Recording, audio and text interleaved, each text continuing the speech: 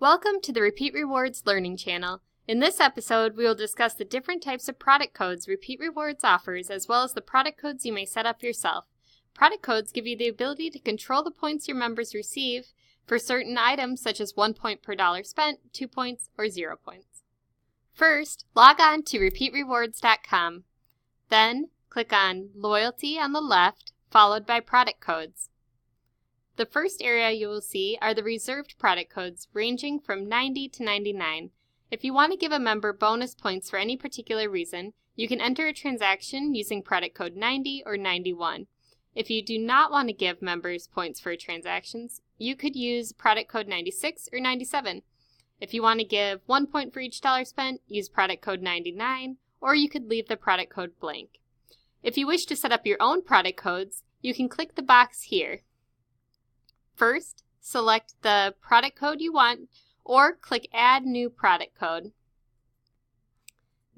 Next, enter the product code you wish to use. I'll use app for this one. And then enter a description such as double points, apps, for your reporting purposes. Then select a purchase points multiplier. In this case, I'm going to give 2 points for every dollar spent. The next area allows you to choose whether the product code is informational, meaning it should not count that transaction towards your business sales. The final area to point out is the product code type. Here you can select to have the product code be a bonus-only product code, meaning whatever amount is entered into that transaction will be the number of bonus points the member receives. The other option is a bonus product code where you can type in the number of bonus points a member will receive here, such as a flat 10 points each time that product code is purchased. When you're done setting up your product code, click Update Product Code to save. Next, I'll show you how to set up a product code that will receive a flat amount of bonus points every time it's used.